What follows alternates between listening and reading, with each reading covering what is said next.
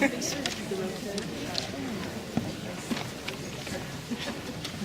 that, it's all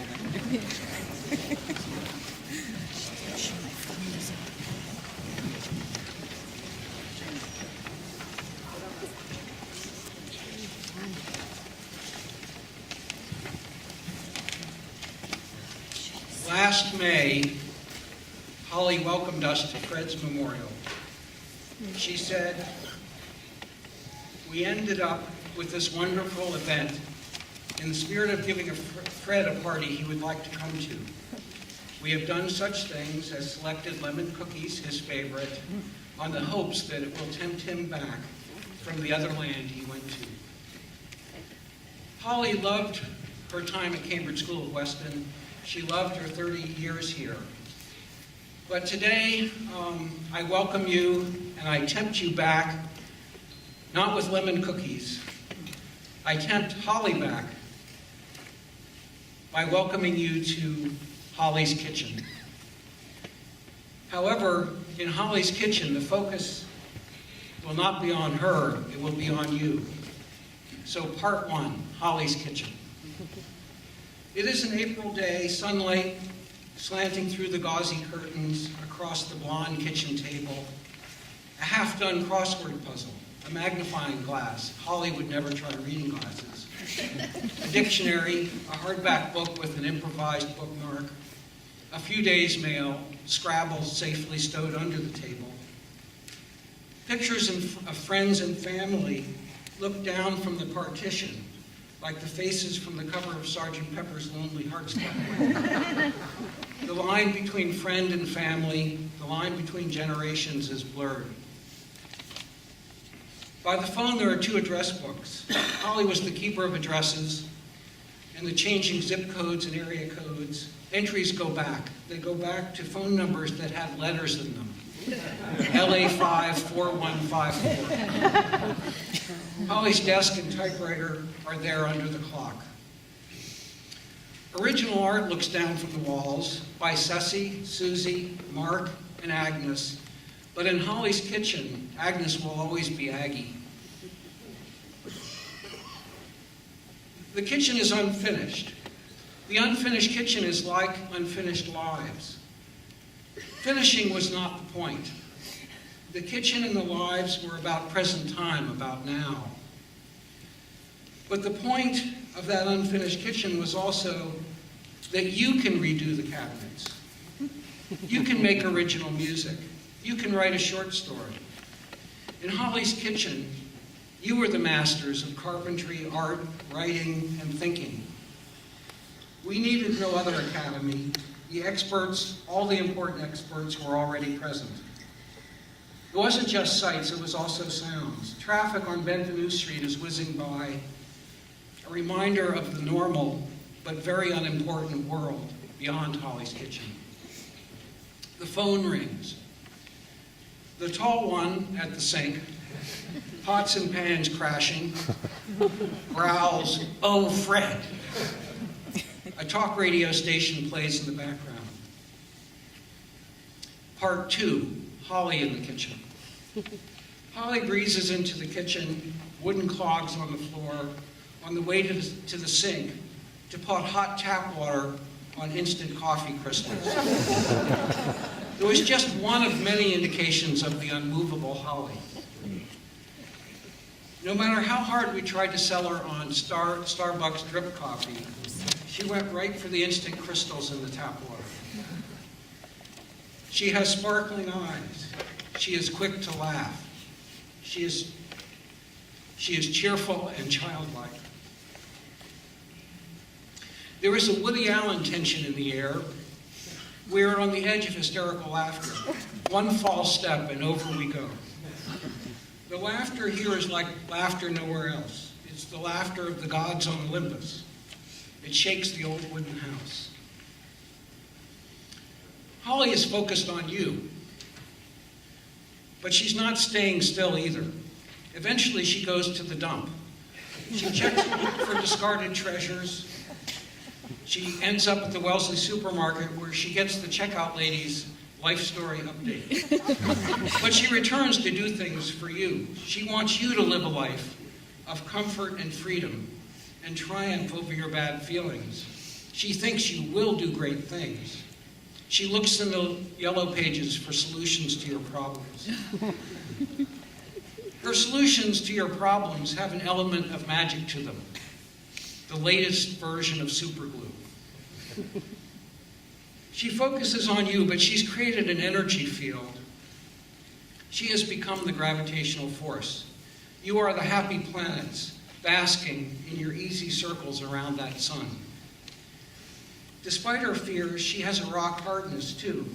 She has never swayed and has her own opinions, grounded in the most basic human principles and a deep sense of fairness. She takes you in, she takes in what you say, she honors what you have to say. She's a firm reference point. A member of her writing group wrote that she was a truth teller. Later, the table is overflowing with plates and food in that small kitchen, a dinner for 12, for 14, for 20. It's like Jesus and the loaves. The dinner, the places are infinitely expandable. There is always the danger, however, if you don't get there on time, or actually early, there's always the danger that some of the dishes will already be gone. Dinner starts earlier than announced. If you expected a more predictable universe, if you were a new boyfriend, girlfriend, you wanted to make a good impression, you got there on time, some of the dishes were already gone. One friend who was part of Holly's Kitchen for only a few months in 1965 wrote in 2011, "Holly was magical. I still remember the sense I could do anything, say anything safely in your house, and certainly in Holly's Kitchen."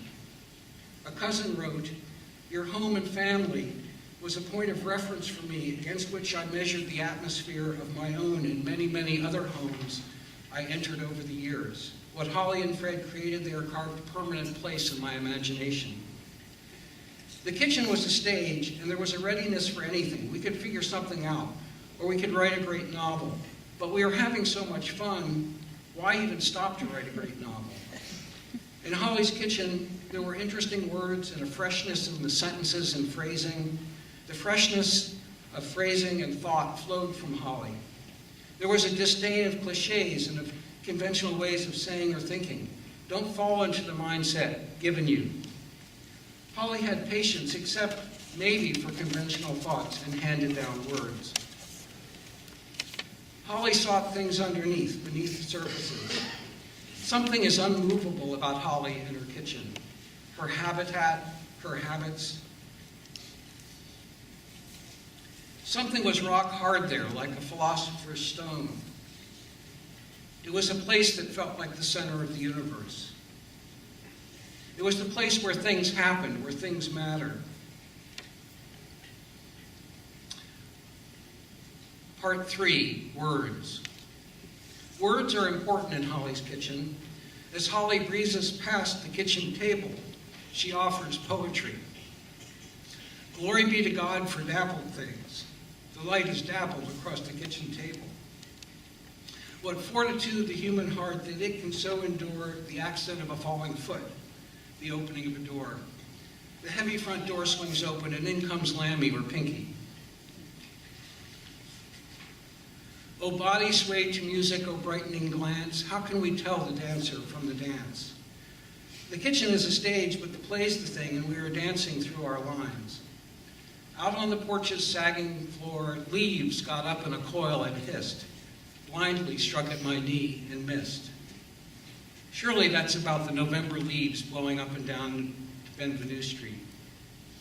Many lines of poetry were spoken in Holly's Kitchen. These lines conveyed the idea that poetry was always around us and could stand on its own right now, whether old or new. Holly identified herself as a writer as a child. In one memoir, she recounts that her sister told her that she had written her first poem at age 4, and it contained the wonderful line, I set a millionaire upon a shelf. In her memoir, she says she didn't know what the word millionaire meant, but I set a millionaire upon a shelf. The poem is lost, but at 11 she began to keep copies of all of her poems.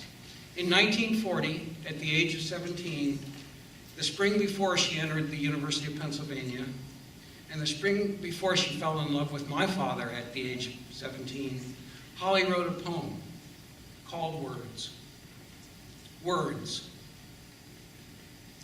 There are great, powerful words in me, great and powerful words that surge into my throat and ache and strain and struggle to be said. There are words rich to the tongue, and there are slow, heavy words of sadness. There are soft, tender words and words sparkling with laughter. Only they will not form themselves to phrases. Only they will not march themselves into sentences. Until suddenly I have found them, wild, untamed, and riotous, in one resounding burst of sun, in music, in a field sleepy with noon. Part 5, End. Holly was the one that found the best words to say at memorials. At Fred's memorial, she said we were inviting him from the other land he had gone to. At Fred's memorial, she called you all beloved. Holly saw the innocent child in all of you. She saw you as a child. She saw you as an adult. She saw you as an old person all at once. She saw the aged poet and the great artist in the 5-year-old doing projects at her kitchen table. Children and the child in you felt treasured in Holly's kitchen. She sought truth above all things, about herself, about her own inner voices and her secrets. She sought truth about you. She was interested in your story.